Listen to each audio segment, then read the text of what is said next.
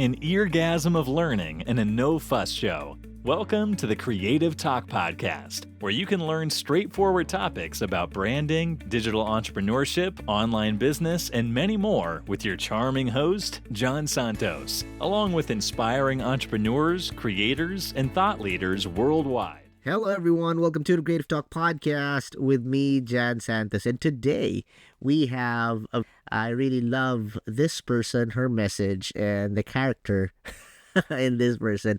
Such an amazing heart, full of kindness, full of light. She is the founder of Accessibility Partners and Inclusion, a coach, a speaker, a leader, a friend. Let's all welcome MJ. MJ, welcome to the show.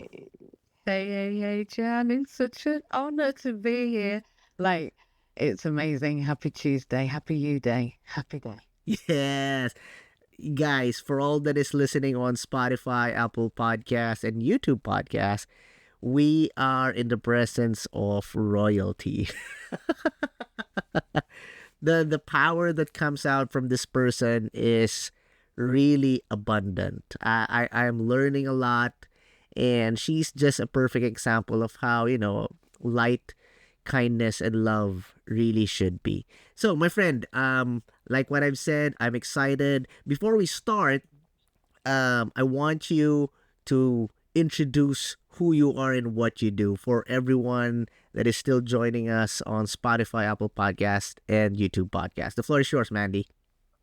We am so excited, and you're gonna have to get to the MJ bit. And we know it's an uncomfortable thing to say.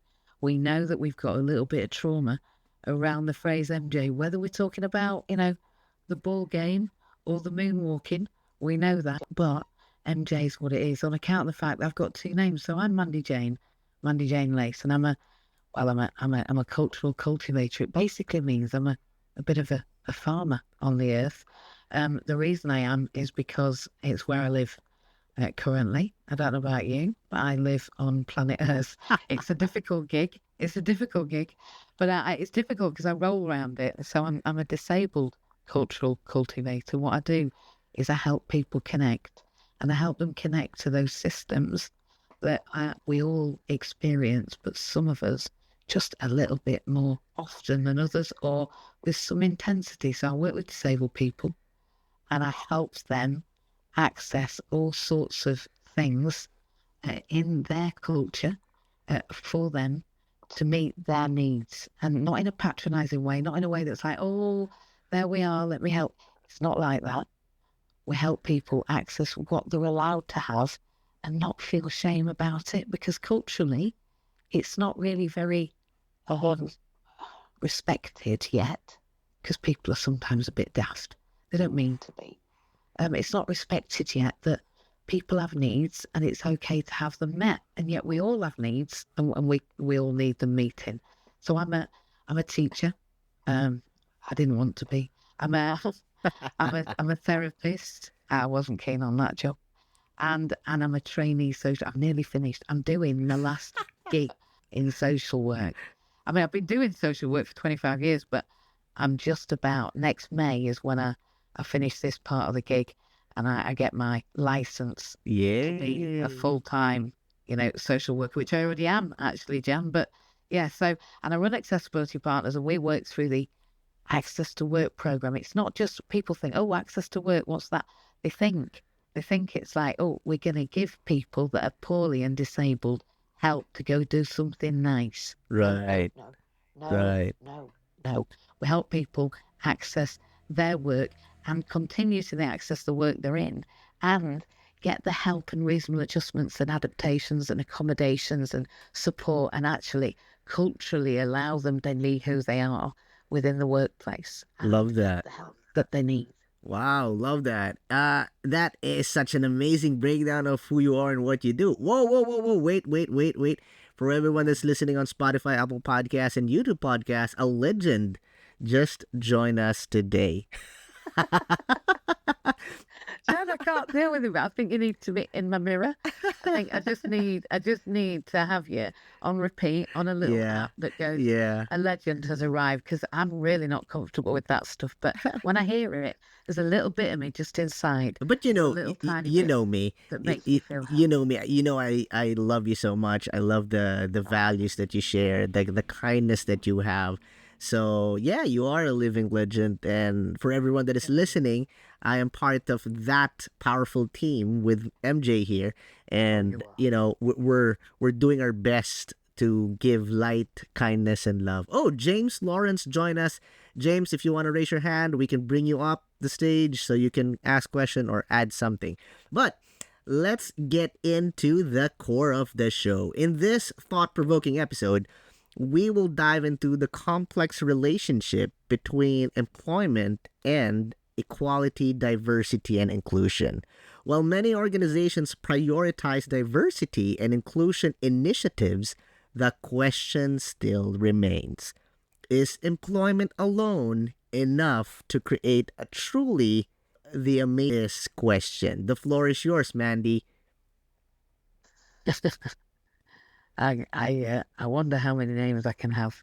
Yeah, You know me. I think I'm just gonna talk. The funny thing, the funny thing when we're running meetings, you can call MJ, you can call Mandy, you can call her Jane.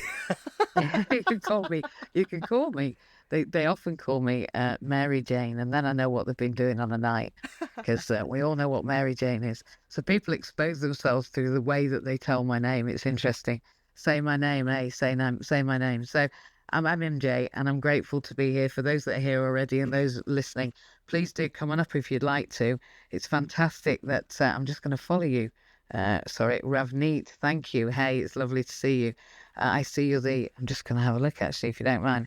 Head of Partnerships at Rethink AI. I like that. Let's have a listen and see what you think about this. It's always lovely to get a new opinion on an important subject. So, Francesca just joined. Ravneet just joined. Guys, if you wanna join us up here, please raise your hand so we can bring you up so you can ask question or add something you wanna share. Going back to the point, MJ. Yeah. While many organizations prioritize diversity and EDI, the question still remains: is employment alone enough to create a truly equitable workplace? The floor is yours, my friend. Yeah, indeed. And most people would expect, as I've already explained, that a teacher, remember I wasn't keen on it, a teacher would expect to be saying yes. I'm preparing these students from the age of birth to coming out of school, and it's time for me to turn that into workfulness. So these people, this is the whole point of them learning and growing. So of course it's the answer, but I'm afraid the teacher in me would have to say that she disagrees. So the therapist in me says that actually workfulness is very healthy for us. We know that workfulness, and whether that's paid for or not paid for, workfulness is an incredible opportunity for successful feelings, and we know that we create hope molecules biochemically. Those ways, the ways of moving, if we move our energy, then actually it's going to be good for us, when it's for something that we want to do and we like doing. So we need to do what we love and love what we do and do it, and then we've got a guaranteed positive outcome. But you'd say, well, therefore surely the coach in you, the leader in you, the organizational representative, head of services in you would say, then that must be it. You make your money out of it, don't you, MJ? That's how you feed the charity. So surely you want everyone to go to work, and you think it's an answer. Well, I'm sorry, but the coach in me says no. Again, it's not. And then the social worker in me says, well, come on now, anti-oppression is your gig. Like, if there's anything you are, in comparison to every other field, if people want to know what a social worker is, and frankly, most people don't know what a social worker is, right? I'm going to say it. In fact, I'd probably like anyone on here to define me what a social worker is, because I don't think people know. So that's kind of a beginning problem, right? Before we get into the meat of that, I would say that the social worker in me says you're meant to be anti-oppressive. That means, what do I mean by that? I mean, you're meant to allow people to culturally emotionally, socially, spiritually, physically, equitably, in terms of education, in terms of attitude and access to the built environment, to work, to policy and practice, to law, to regulation, to understanding their situation individually, in collaboration and communication with everyone around that person and their family circle, and for that to be non-judgmental and for it to be equitable and fair and kind and with respect and dignity, and apportioning opportunity to people, not preventing them access to opportunity, any of them. So if they do want to support each other, help them to do that equitably, not enslave them. Wow. So I believe that the social worker in me would say, no, I'm sorry. I don't believe that employment is the answer to equality, because actually it's collaboration, Jan. Love it's that. Connection. Wow. It's each other. It's equity. It's powerfully sharing the agenda. And I'm not sure that people understand how to share an agenda without an agenda. I love how you break it all down and give us options, different angles in just direct, straightforward answering that question. You really gave us a wide perspective on how to dive into this topic. Before I jump into James and give him the floor, I just want to focus on what do you think? Because, this has been like the power core of your brand message, the movement that you're part in, MJ. Let's talk about the challenges and opportunities. Let's discuss the challenges of organization, what they face and what they do achieve in connection to EDI. Let's explore the potential solutions and best practices. But before that, James, welcome to this episode. The floor is yours, my friend. Hi, Jan. Hi. Good morning, MJ. Great to see you here today. Yeah. Well, for me, employment has been was a challenge at the last employer that I had. I've been working in the voluntary sector though now for quite some time. I'm really getting my roots into the local community here, and it's I've won some awards so far for the voluntary work I've done, but I only got an award from that factory that they no longer wanted me, which was disappointing, as they trained me up as their first mental health first aider, and then they didn't listen. I mean, it is your choice to listen to people, but the way they listened was they showed me the door, which is disappointing because of the health conditions that were being suffered there, which I'd pointed out to these people in the HR department, and I just felt that I was just interrupted all the time when I tried to when I got these fine points across to them that the situation was toxic, and it became untenable really, which is very disappointing when you've got this qualification to show these people what you see happening, and they respond in such a challenging way to me. But thankfully, my health now is responding with the freedom of not being under that kind of duress and pressure that I was under, and I feel really welcomed in my local community and all the services I've been helping at, and that looks very positive for the future, to move forward into new adventures where I see definite employment. I've got actually got an induction later this week, so that will be a very positive step for me. Wow, congratulations in advance, James. I love that you shared that story, because that really is connected to what I want MJ to discuss. It's the challenges of the organizations, what they face in achieving true equality, diversity, and inclusion. And this is, what you shared, James. It's a perfect example. You were expecting something, you shared something, but it was not how, what you envisioned. That is something opposite that happened.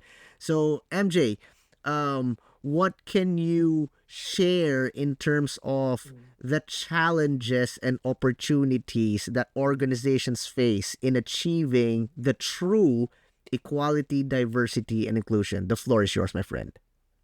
Well, look, I'm going to say this now. I've not found public speaking an easy gig.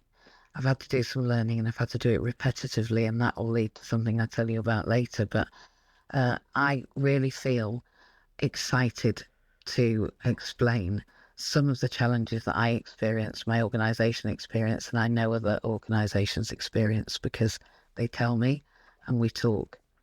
And we're talking with leaders at the very top.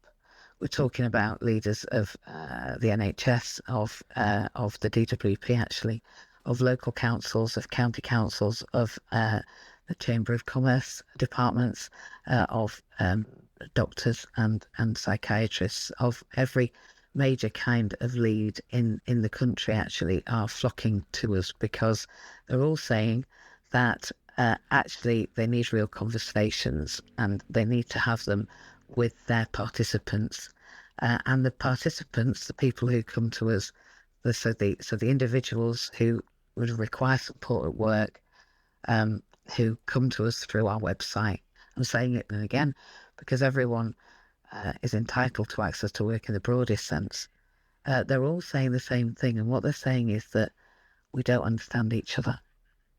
And it's not that anyone is unkind or not wanting to be helpful. It's that when we don't understand, when we don't see what's like us, we can't imagine it and we can't help it because we find it difficult to ask those awkward questions. So I would say that the challenges are that we have to have an agenda without having an agenda. That's the first thing. What do I mean by that? I mean, when we approach something, approach you with curiosity. When we speak to people, we say, look, we're going to be really honest about what this journey looks like, and it looks quite rocky. For a start, when we make an application to the government for support, we're looking at 6 months before they even answer the phone or send an email back to our application. Our application process isn't easy. So I'd say that the first thing that we'd say is the system's broken, but we know a way through.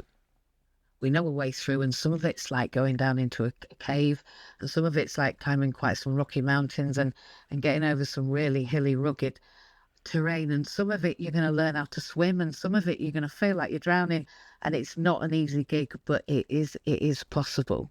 There is a journey we can take, but it's not without its perils, and it's not without its challenges, and it is going to take some learning. So I like to think that I've gone from how can I help you to let me show you the way, because without that, it's very, very difficult for people to get through. So the difficulty is that nobody knows how to do it. That's the first thing. And they don't know how to have the conversations about it. And they tend to try when it comes to about equality and diversity as opposed to with equality, diversity. And unless we do it together, unfortunately, we don't attend to inclusion. Now, Wow. It just is that way. So we need good conversations about real happenings in an honest way without any power struggle, and for everyone to really want to look at resolving, to solving, to problem challenges, to looking at the challenges as opportunities actually. So when you say what are the opportunities, well, they're already there. They're in the challenges. And every time anything we deny or avoid or get confused about or respond in an emotional way when we react and not respond, there are opportunities for organisational leaders, for cultural creators, for people like me and you, through the act of Access to Work, because through the Access to Work programme, they bring us in too. So it isn't just the participants, the individuals we support, it's not just the employers, it's not just the leaders, it's Access to Work themselves.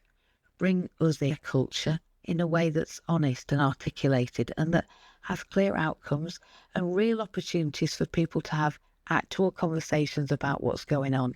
And what we find is that the attrition rates, the rates of people leaving, just they just get smashed out of the water because nobody wants to leave somewhere where they belong. Wow. Wow, that's knowledge bomb after knowledge bomb. That's an ultimate mic drop there. I love you, MJ. That was like amazing. You know, if we transcribe that, I think that's a workbook by itself. We need to talk about that. We need to release a workbook. I agree. Love that. I think Love it's that. sensible. Yes. And I Yes. think that when people realize that it's not just the information, they can have the information. It's free. It's called the universal energy. They just need to tap into it. But it's not of me, Jan. It's through me. Love So that. I don't choose any of this. Just like nobody that's ever found out a challenge at work ever chose it. They didn't. Nobody wants to be at work feeling shit. Love that. Nobody Love wants to that. feel like they can't speak to anyone. Nobody wants to feel like their needs are greater than other people's, so they're going to be overseen and overlooked. Nobody wants to feel like they can't turn up at the event and feel the same as everyone else. Nobody, from our very highest leaders, whatever highest is, the front-facing people, the people that take the shit, the ones that get cancelled, those people, they want to be able to be seen and heard and valued too. I Just the totally same as agree. Yeah. everybody in the culture. Love that. I totally agree. Wow, that is amazing. Like, straight to the point, guys. It will really change your perspective. What really hit me is when you mentioned, instead of what can I do for you, let me show you the way. For me, that's a game changer, and it really opened a different perspective on how you look on things, maybe in business and in life. So I learned something, and I know everyone that is listening on Spotify, Apple Podcasts, and YouTube Podcasts also learned something that would change their perspective and help them. Thank you, James, Francesca, Basil, thank you. We are now in the part where instead of asking, what can we do for you? Let me show you the way, as we learn from MJ. So this is the part where we give the platform for our guest to use it to show the world what they do and what they offer. The content that they create, what is it for, where can you connect, and where can you see them? This is the part that we will do that. So MJ, my friend, the floor is yours. Anything you want to promote, anything you want to release, the live streams that you do, please do promote, because I'm sure our listeners, our viewers are excited to connect with you. The floor is yours, my friend. I'm more excited to connect with them. This is the thing, right? This is what is my raison d'etre. It's my reason for being. It's so that we can connect. And the reason for that is because we have never been at a more important time for us to authentically to connect and to shine what you refer to as our light. There's a reason for that. And it's because everyone knows that it's not working the way it's going. It's just not for anyone. And I'm going to be a little bit direct now, hopefully with some kindness. But I roll around the world. I've alluded to that. I use a wheelchair, and everyone that works with me also has some sort of challenge. We work with people who experience paralysis, quadriplegia, tetraplegia, mental health problems, chronic and life-limiting health conditions. We've helped my coach's family and other people's families to continue with workfulness at the most difficult, challenging, really, overwhelming periods of their time. That's why I had to train as a therapist. It's why I'm becoming a social worker. I'm not going through this for nothing. I'm doing it because it's important that we work together at that time, because it's the most challenging time of a family's life. And each time we need to be able to help people, work towards a different way, finish up what they're doing, get supported to do it whilst they finish up what they're doing, or to see different opportunities, do a SWOT and I on creating because they could imagine, they just couldn't do the actions themselves. So somebody else made up their dreams by helping them under their direction. So we can do a lot of things, and we do that through the website that I've already explained. It's the Access to Work programme in the UK. There's different rules in different countries, and we are open to collaborate worldwide with any leader of EDI that wants to share with us their way so that we can share our way too. because we think it's a collaboration of leaders, because it's a collaboration of hearts. That means we're better together. We know that. We know that because when we're all working on the same thing, magic happens. That's just the way it is, especially if we do that without any judgment. We don't expect perfection, right, from each other, challenges of one, because we're all about everybody. So if leaders want everybody to feel included, then we're the organisation to get in touch with. And because access to work has to be a specific provision, and that's why we have www.a2w.me separately, and in an EDI and inclusion and accessibility and equanimity way and the equality direction, we have inclusion.gg. And I specifically went to a neurodivergent young man who's a genius and said to him, look, inclusion's taken. And he said, well, you know what you're doing, don't you? You're playing a good game. So why don't you just go and see, hang on a minute? And he looked and he went, it's free, can I buy it? And I went, what? And he went, to .gg, buy it, other one, go get it. And I went, all right then. So I went, all right, I'll do that. And he went, there we are. So that was our tagline. We didn't choose it, it chose us.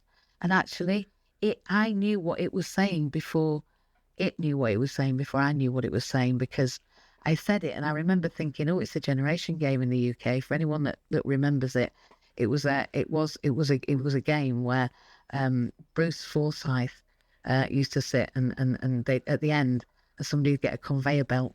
And if you remember but the conveyor belt, it should come out from behind these curtains, like these cut vinyl curtains.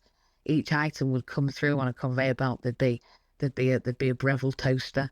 There'd be a soda stream. There'd be a cuddly toy, and he used to go, oh, and they'd have to watch it and try and remember it. Now I think I want the generation game right now because my memory is becoming phenomenal because we have so many clients, and I touch their file. So we do case management every week. It means that everybody in our organisation that's being worked with and working alongside gets a conversation with us. We talk about their case and we look at opportunities to move that forward every single week currently. Love that. And we're growing according to that. Nice. Wow. So guys, please feel free to connect with MJ here on LinkedIn, Instagram, YouTube, or visit the website that she mentioned. You can see it on her LinkedIn page. Please do connect. I'm sure she can help you in your journey towards success, or you can be a blessing and help them move forward. We can't wait for that to happen. Yes. Any social workers that would really rather be in an environment where they're seen, valued, and heard. If you don't feel like that, I'm not saying they do. I'm just saying they might. And if they do, and they want to work with EDI in a real inclusive and authentic and honourable and respectful and, in a way that really does promote anti-oppression. If anyone, even in health, taking a medical model is a bit challenging. They'll have some learning to do. There'll be some stretching. They'll have to be up that rugged mountain of understanding. And the same for social workers. They'll have to, from a lived experience perspective, as well as one from a professional status and feeling like they're there to do it for people and not with them. And if you come from education, you're going to have to look broader from outside of education, because applying that education is really vital and actually has to fit in with living in a community. Funnily enough, people do live in a house. And on that, if you come from housing, only 17% of the UK housing is accessible. And I've just been, and I'm just going to say it as a point of EDI, I'm a comedian. I'm a sit down. I'm not doing it today because I can't stand up. I can't even do a roll on honest, because usually, Jan, there isn't a ramp, so I do a roll around. But I'm not going to start. I'm just going to say that I'm going to keep it clean as well, and I don't normally. Yeah, when she's going to keep it clean, when she said she's going to keep it clean, I totally agree, because when we're running meetings, that's a different MJ there. Well, the point is, I just say what I mean, and I mean what I say. But my point is this: that I can't get into the club that wants to put on a neuro-inclusive night to raise money for neuro-inclusion. And I said, look, now you're going to include my mind, because I want to be neuro-inclusive, right? I'm neurodivergent, so clearly I want to be included. That's what inclusion is about. Yeah. But I can't get in because I'm in a wheelchair now.